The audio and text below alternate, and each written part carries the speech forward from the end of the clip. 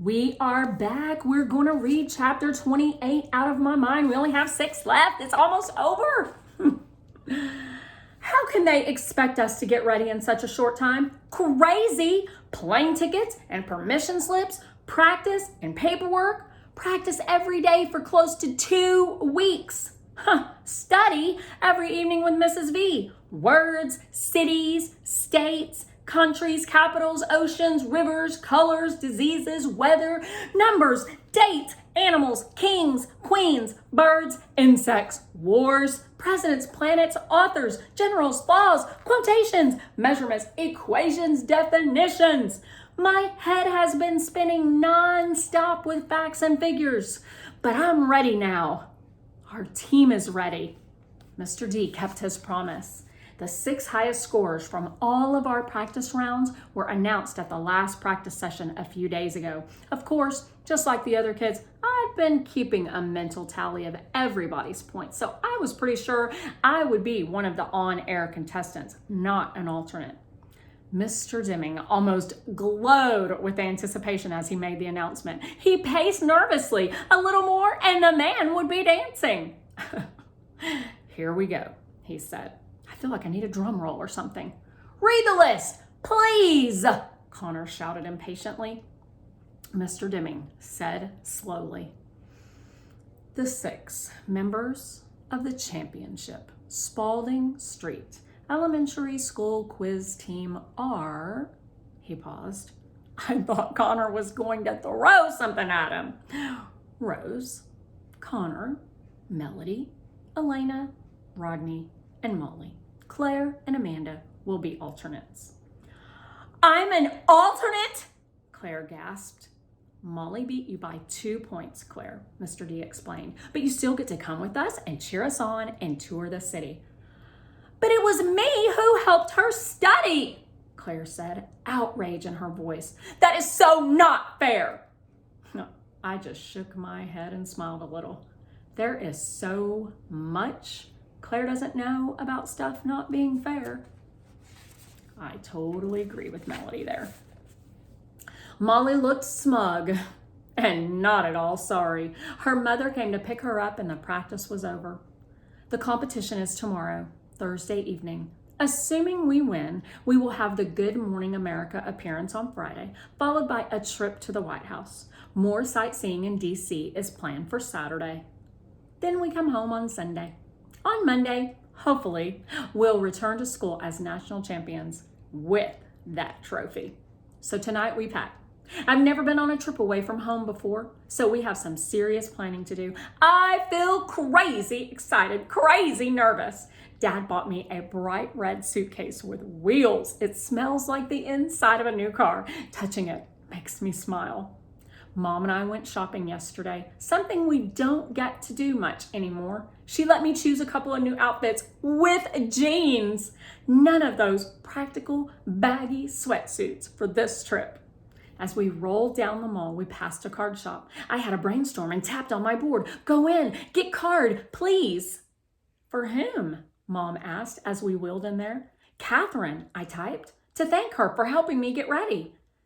How very grown up of you, Mom said, clearly pleased. One for Mrs. V too, I tapped. Absolutely. The card we found for Mrs. V could not have been more perfect. The front was completely covered with hundreds of oranges, except for one blue one in the middle. Inside it said, "You're 1 in a million. Thanks." She'll love it, Mom said.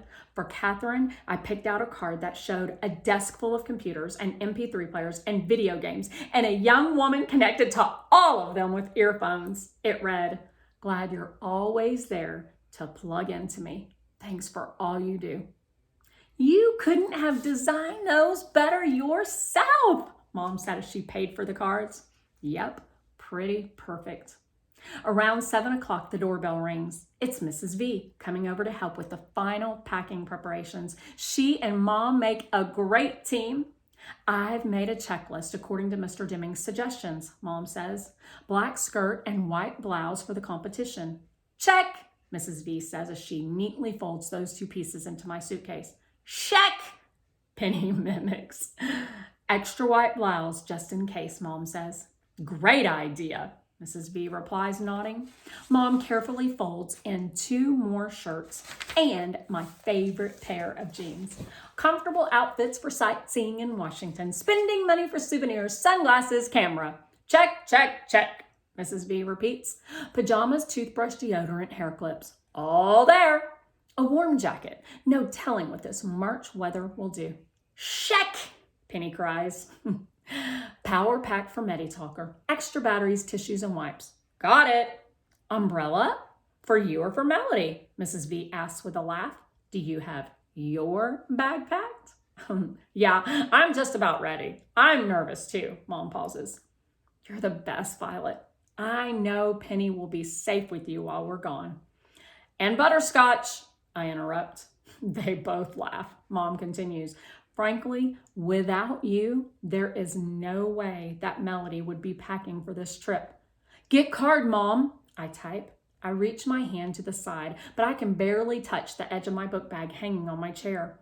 Mom reaches into the bag, pulls out the envelope, and sets it on my tray. I push it toward Mrs. V. She opens it, reads it, then squeezes me so hard I can hardly catch my breath. This one goes on my refrigerator door, she says quietly. I want to look at it every single day. She busies herself then with dusting off a pair of my shoes that have never taken a step. I'm a little scared, I admit. Nonsense, mellow yellow, Mrs. V tells me. I fully expect to see you on Good Morning America with that 10-foot-high trophy. That would be awesome, I type. Now tell me once more, Mrs. V says to Mom, what time does the plane leave tomorrow? Penny, take Melody's underwear off your head, you silly girl. Mom checks her papers. Plane leaves at noon. That means we should leave here no later than 9, get to the airport by 10, get all checked in, make sure her wheelchair is properly taken care of and such, then we can relax until it's time to board the plane. Mrs. V scratches her head. I wonder why they chose the noon flight. That will get you into Washington around 2. The competition starts at 7. That's cutting it a little close. Oh, is the author giving us some foreshadowing right here? Foreshadowing. You know, that's when they kind of give you a clue that either something good or something bad's going to happen soon.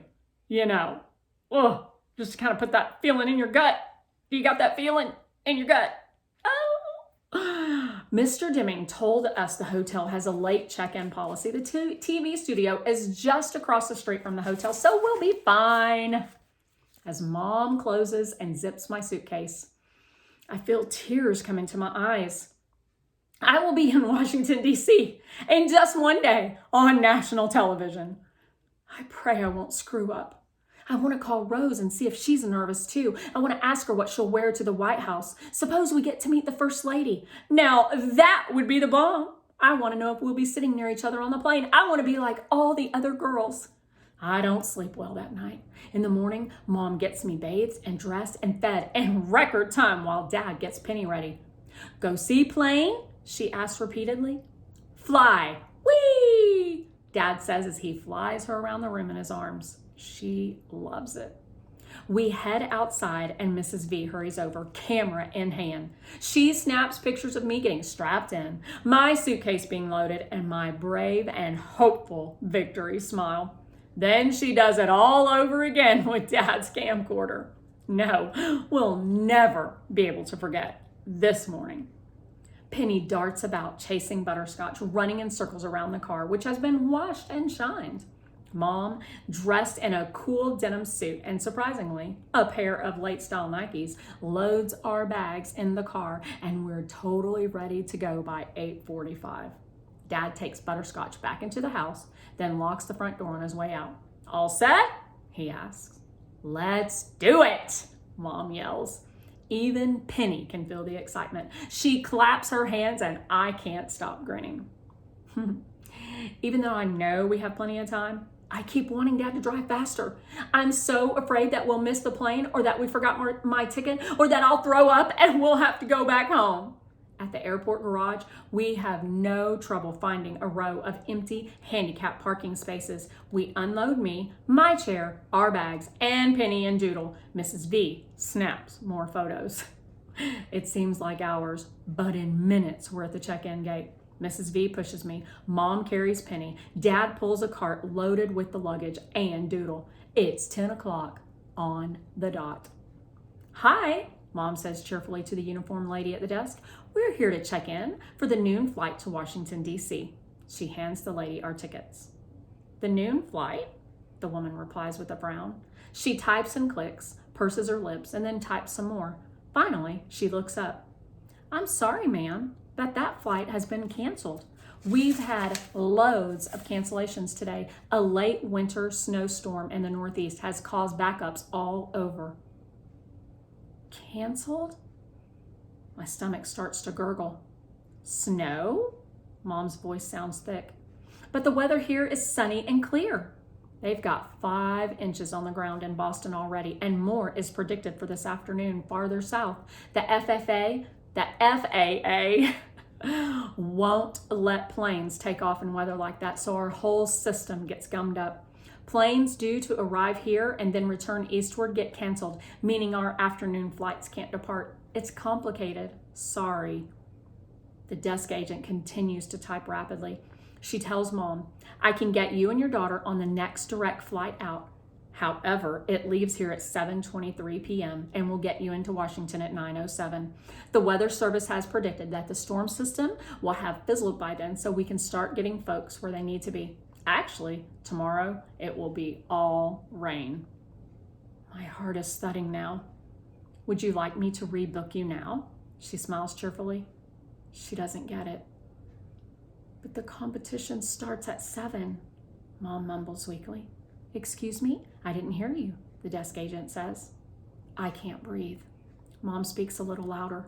What about the rest of our group? We're traveling together. A group of school children, a quiz team actually. They were also booked on this flight. We've got a competition this evening.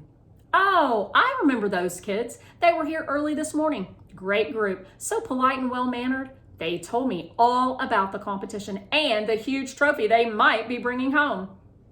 They came early? Mom croaks. It seems they all went to breakfast together and then came straight here. It's a good thing they did too, or they wouldn't have gotten out. Where are they? Mom asks. Oh, they got switched to the 9 o'clock flight. The last eastbound plane to get out before flights started getting canceled. They had to run down to the gate, but they made it just in time. I made sure of it. She looks down at her computer. Yes, that flight left about an hour ago. They're gone? Mom whispers. I feel like I'm going to choke. Are you and your family going to DC to cheer them on? The woman asks. She still doesn't get it. No, my daughter is on the team. Mom explains. We must get to Washington. Isn't there another flight, perhaps on another airline? The woman looks at me and blinks. She's on the... She starts to ask, but then she catches herself, returns her gaze to her monitor, and begins typing furiously once more. I can hear her fingernails as they click on the keys. Dad places both hands on the ticket counter and leans in toward the agent. I've never seen him so angry. How could this happen? Shouldn't we have been notified that the flight was canceled? We try, sir, but it's not always possible, the lady replies, sounding truly sorry. We do always advise passengers to call ahead and check their flight status. But this was the trip of a lifetime. You can't possibly understand how important this is to my daughter. I squeeze my eyes shut. Stupid elevator music floats from the tinny airport speakers. I hear no beautiful colors. I smell no lovely aromas. All I can see is the darkness behind my eyeballs. I'm really, really sorry, sir, the lady says. What about a connecting flight? We must get her to Washington this afternoon.